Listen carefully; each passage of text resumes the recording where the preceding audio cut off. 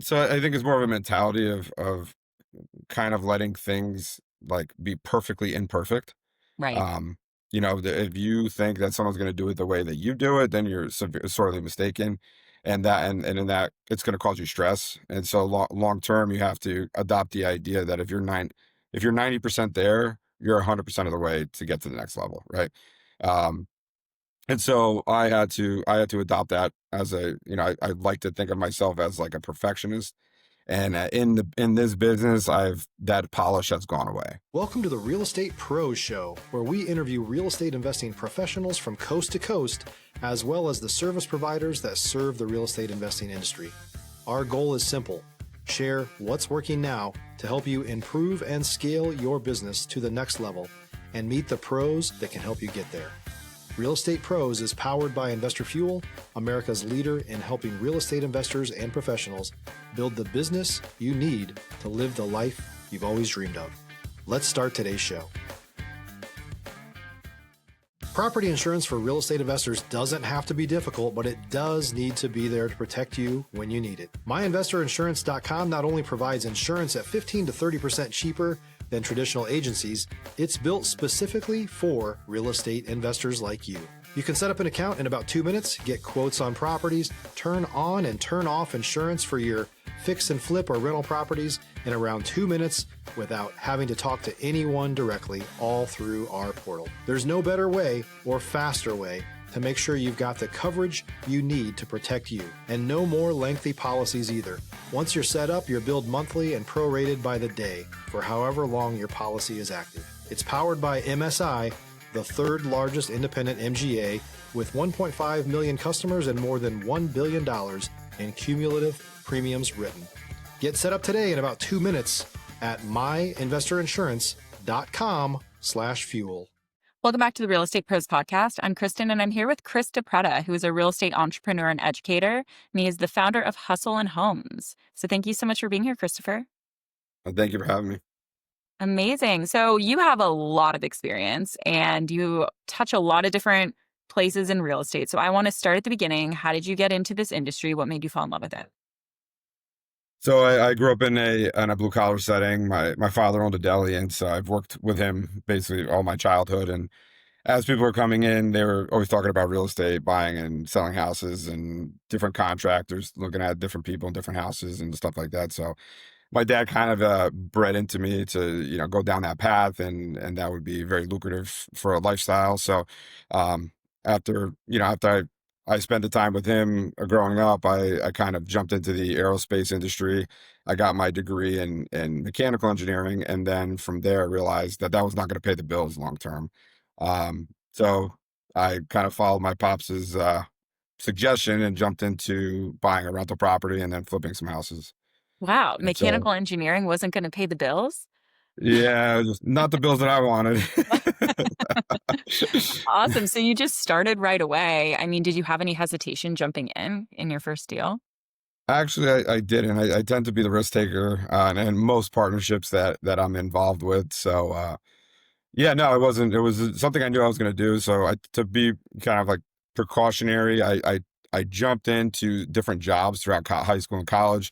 Whether it was working with a mason over the summer, I worked with an electrician during college. So I had a lot of the base knowledge on the contracting side jumping into it. So I wasn't intimidated by the asset itself. Now, learning all the other aspects of it was a little intimidating, but I figured once I bought the house, it was kind of like me and the house, and I could figure it out.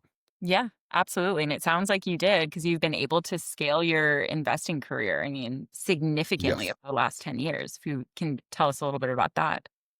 Yeah, so we kind of hit right place, right time. I'm from the lower part of Connecticut, which tends to be very expensive. So where I went to school was upper Connecticut, and I was seeing houses that just weren't a lot of money in comparison to what I was used to. So the math started working out on rents versus what they were being sold for and what the mortgages were. So we had a great. That was right after, not right after 2008, but it was in the aftermath. So I started investing in 2012. There was a lot of foreclosures. 2013, kind of, all of that good stuff. And that allowed me to buy properties that were a little bit cheaper and were cash flowing significantly. So I was allowed to make mistakes early on. I was allowed to force appreciation into those properties and then refinance out and conserve my capital. Stop living on an island and join the #1 mastermind in America for professional real estate investors. Investor Fuel is a community of hundreds of the nation's top investors working together to build stronger businesses and better lives.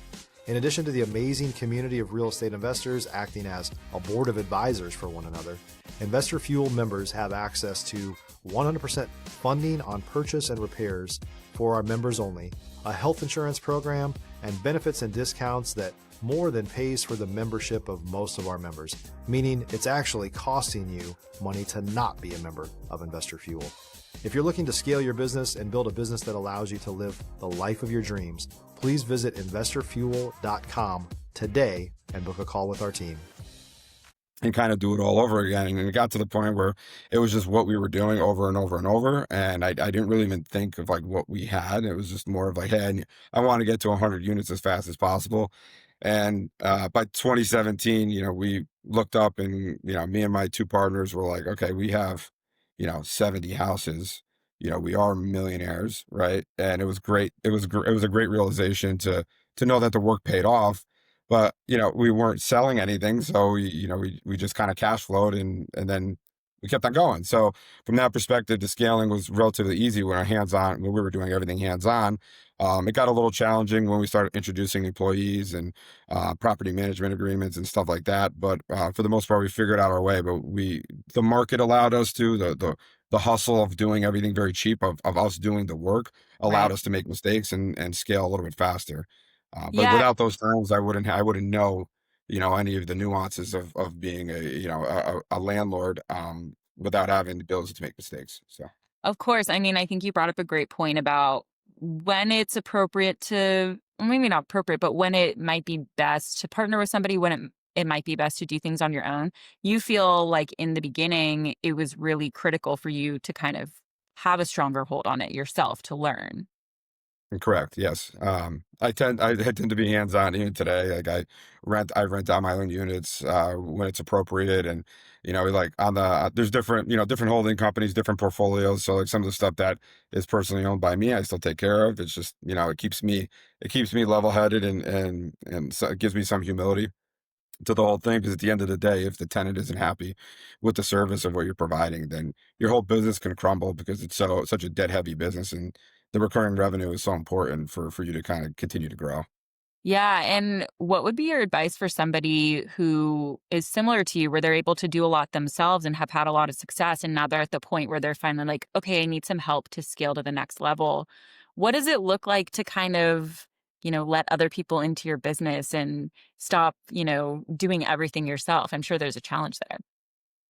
So I think it's more of a mentality of kind of letting things like be perfectly imperfect. Right. Um, if you think that someone's going to do it the way that you do it, then you're sorely mistaken, and in that it's going to cause you stress. And so long term, you have to adopt the idea that if you're 90% there, you're 100% of the way to get to the next level, right? Hmm. Um, and so I had to adopt that as I like to think of myself as like a perfectionist, and in this business, that polish has gone away. Just because you can't be everywhere at every time doing everything, and I think if you have a problem with that, maybe like remote investing may be the way to do it, because you can't get to the property at all times. It gives you a balance of work life balance, where you don't have to be on the property at all times. But the first step for me was kind of getting out of the properties from a construction standpoint. I knew what I needed the finished product to look like, and what good plumbing looks like, and good electrical looks like, and proper code and all that stuff look like. So I adopted the theory that if it looks good at the end and it passes an inspection with the town, I couldn't do it better myself, because they're the professionals doing it every day. So that was the first step for me. Absolutely. And what are maybe some of your tips on hiring people or working with people? What do you look for in people? Or maybe what are red flags as well? So referrals, a lot of referrals, people that they've worked with. Now I have a larger network, so I can just call on people. Hey, I need somebody that does this. But in the beginning, it was harder and just kind of like a shot in the dark type thing. And um, you're moving fast, you're at the property, so like you hire somebody, they're working alongside you type thing. And maybe if that's a piece of it that you don't want to do or don't want to do a lot of due diligence, just hire somebody that may do the painting while you're doing the cabinets. Or maybe they're taking care of the landscaping while you're inside, doing the turnover, or whatever it ends up being. But working alongside people.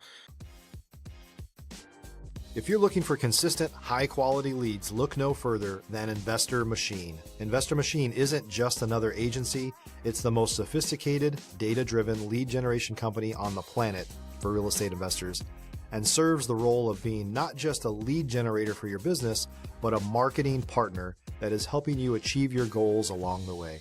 Go to investormachine.com to learn more and schedule a call with our team today.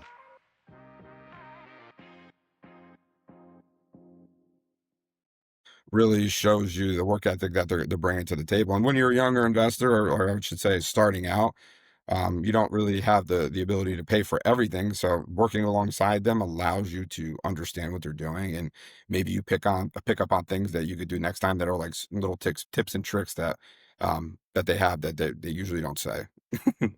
Absolutely. And you catch us up to where, you're at today with your investing. So I do a lot of out of state investing now. I tend to do larger deals. I did my first purchase out of state was actually in Oklahoma. In Lawton, Oklahoma, I bought a 36 unit building. Ended up renovating that, refinanced that out last year. It's a stable asset at this point. It's a great investment for us.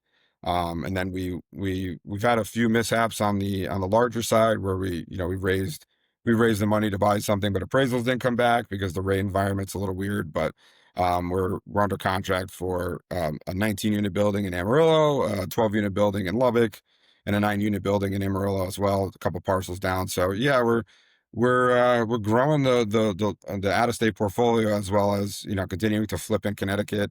I have somewhere around eight properties on the market right now in Connecticut. Looking to probably start buying in Connecticut in the very near future. But the biggest project that we're working on now, or trying to get our hands on, is the new development. We're trying to break ground. I've never done a new development multifamily in Connecticut, but that's definitely where I'm setting my eyes on right now. That's awesome. It definitely feels like the next natural progression in your Yeah. journey. With Yeah. out of state investing, how do you go about researching the areas that you're buying in? How do you kind of become an expert without actually being there? So the first one, again, like I said, I'm very hands-on. So like I flew out there. There was an opportunity that we saw, the numbers worked out. I tend to invest around, things that are not going to go anywhere. So there's a military base out there. So we look for something that's like a concrete economic driver. Or nowadays I look for like what big box stores are there. Is there a Chick-fil-A opening? Is there a Buc-ee's opening? If you're not familiar with that, it's a large gas station down south. And they do all their demographic work. They're spending millions of dollars to make sure that they're following population trends and all that. So if an opportunity comes my way, the first thing I look for is increasing or decreasing population. And then from there, is there anything else opening? Is there, storage units? Is there a McDonald's, a Burger King, a Taco Bell, or any of the other chains that are out there? Because they're going to do more demographic work than I'm ever going to do, and can't afford. Yeah, that's such a good tip. Yeah. Yeah, I've And heard so that then, about like Starbucks too. yeah. So Starbucks is a big one. It's just, when we're looking for, middle of the road or lower income areas, or affordable areas, I should say, a lot of times Starbucks won't be there, Yeah. or, they will be on the outside, or the skirts of the town. But we're looking for secondary markets that are going to appreciate over the next 10 years, and kind of sit and wait. Um, a little bit harder on the lending side, because a lot of lenders have not proven the area yet. But the first deal kind of proved to be great. We took $1 million building sitting as was, and ended up making it worth 3.1 million. So, from that perspective, it's a good strategy. It's a little bit harder to kind of get people to buy into it, but my track record helps, the lenders kind of lend the money on that. So, Yeah, at this point, you have such a great track right, record. right. And you're also a broker as well, correct? I am. Yeah. When So did I'm that kind the of get into the mix? So we were buying and selling. We weren't really. We were selling flips at back in the late 2015, 16, and so it was a natural progression to get my partner Brian got the broker's license, and so Glenstone was the company that was running from the beginning, and Glenstone had a broker's license, and If you're a new or newer real estate investor looking to launch or grow your real estate investing business, please check out Investor Fuel Club. It's a coaching community, but unlike anything you've ever seen before. And you can actually partner with members of our mastermind from coast to coast on deals right in your market.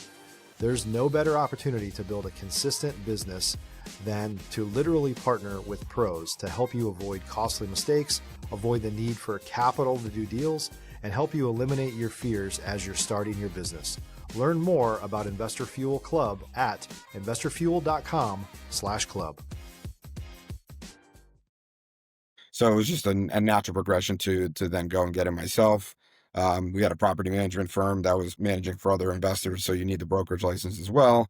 So I kind of spearheaded the property management side, and my partner spearheaded the brokerage side. And then I got offered to take the Connecticut, the state, to take to be the broker for a new company, an up and coming company called CIC International Realty, call it Closed International Realty. And so I took it as just more of like a figurehead position, and now it's been great. Commission split is 100, so there's only a transaction fee per deal, and so it's been a good networking move for me, as well as more of a as a position or a role player for a lot of people that are underneath me in the actual brokerage. So That's incredible. Yeah, I mean, you have a yeah. lot going on. So, someone might look at you, someone who's been able to scale so well and kind of have your hand in a lot of different areas. I would love for you to talk about some of the challenges you've had to overcome or maybe something that went really wrong that you learned from, whether that be recently or, when you're starting out. So when I first started, you're flipping houses, and I don't come from a wealthy family or extremely wealthy family. So when you start making, you flip a house, you make $80,000, you're like, your ego kicks in, and so being so early 20s, having three or four houses going at the same time and making great money, you kind of overlook things, and you get sloppy. And so I think it was our fifth flip, we didn't do because we wanted to get the property. It was such a good deal. We didn't do a septic inspection. So we did the work, got a contract on the property. Comes to find out, the septic wasn't even professionally done. It was basically a hole in the ground. And so we had to get an engineering perk test done. We had to figure out where it was going to go. Ended up being a $46,000 endeavor, which is, if anybody that knows septics, is like 2.5 times what it should cost. And so we were spread too thin from a financial perspective, and we had to borrow money. So it was kind of like a little bit shameful. I ended up, kind of slowing down at the time and putting a pause to it. We sold all those houses. I moved back. I left my job at that time, so I was, we were hemming and hawing that everything was working out, and then I ended up moving back home with my parents for a little bit, just kind of recoup. Ironically, met my wife then, and then turned around and kind of went right back at it after everything was sold and everybody recouped their money. And then more recently, I would say that I guess, some mishaps were not really my fault. Not to sound, I don't know, that's not to sound like it wasn't me, but it was more on the appraisal side. Just thinking that things were going to always be a certain way, and that values were always going to go up. And like they say, if you didn't live through a recession as an investor, you didn't really, you haven't really been a real estate investor. And so I guess I'm the byproduct of feeling the pain from that perspective. And so when the multifamily side and the commercial lending wall, which is still coming our way, started, we had some appraisal setbacks on some newer deals. And so that was rather frustrating, and there's investors involved, and having to explain that, although we didn't lose any equity, there's just the value of the property just wasn't as much as we originally anticipated. And then one of those deals ended up was before we didn't contract it, so we ended up just kind of canceling the deal and walking away from it, and me and my partner lost around $45,000 between due diligence and deposit. And so you get frustrated with those little setbacks, but I know for the most part, I'm a firm believer if you're investing in the ground, you're investing in real estate. Those are hard assets, and you always come out on top if you're holding. The problems that start occurring is when you're flipping, right? It's when the market shifts, and we're in a volatile market now, and if you don't have the backing to withstand that, then that becomes an issue. Yeah, no, that's a really good point, and those kind of things are so unavoidable. I mean, I think that you learn through making mistakes the areas that you have to really be diligent about and really, yeah, keep an eye on. And I know that one of your biggest strengths is kind of your persistence and your consistency. So talk a little bit about that and how that's gotten you through maybe some of the lows in this industry.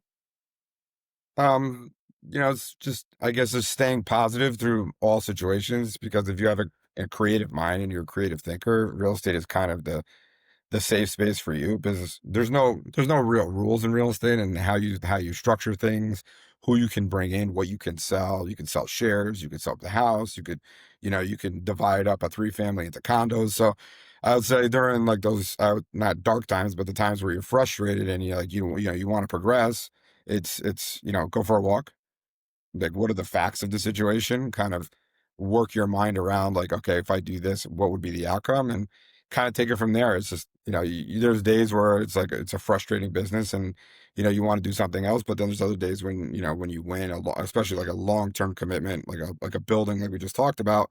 That's where it's you're really never going to make that kind of money, in my opinion, with the skill set that I have doing anything else. Yeah. um so yeah, it's Yeah. just it's really about mindset. Totally. And you have so much to teach people and you have your own teaching program, Hustle and Homes. Talk a little bit about Yes. that. So Hustle and Homes was built out of the thought process that you don't really need a lot of money to start, to get involved, to become wealthy or learn the tips and tricks around starting with no money. And so I was teaching so many people on the sidelines like, hey, this is how you do it. This is how you get started. How I got the bug. I call myself a deal junkie because you're always after the next deal. And really pulling back the curtain on the industry of like how do you do it, how do you get started. Like I use conventional financing on my first couple flips. No one was telling us about hard money lenders or private money lenders. And so knowing where I started and how long it took me to get over that curve of understanding and what is actually accessible today, because everybody and their mother wants to lend money from a private or a hard money lending standpoint, because real estate's such an inflation hedging asset. So for you to not be able to get into it now is just an excuse of just this work ethic or persistence.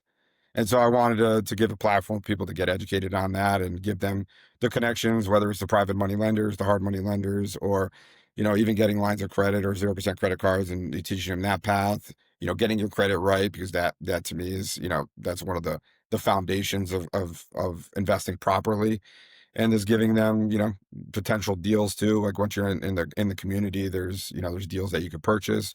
And I believe heavily in the Burr method, which I call the equity mining method. That people can get wealthy in real estate with very little cash, because I used the first through 10 years I used like $25,000 over and over and over again. Hmm. And so if I could do it and you're willing to do it, anybody can really do it.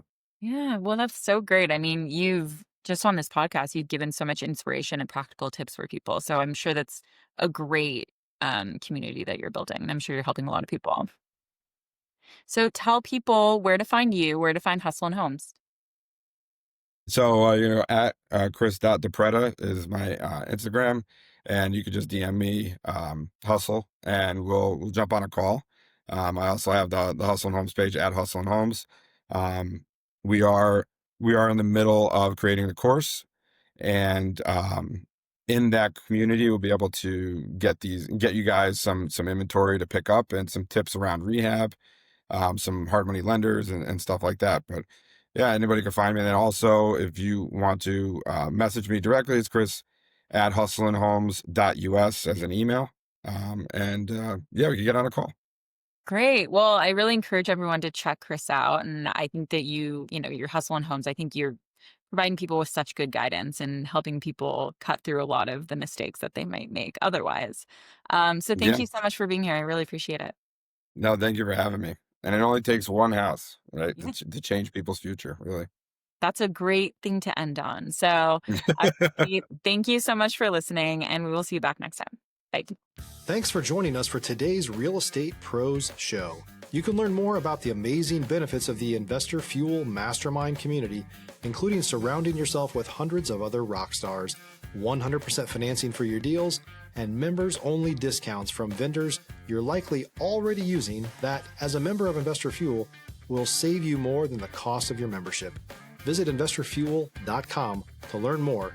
If you're interested in joining us as a guest of this show, please visit investorfuel.com/pros to apply. You can also check the show notes for access to free resources, how to get access to world-class lead generation, and much more. Don't forget to subscribe so you never miss another episode. Have a great day. We'll see you on the next show.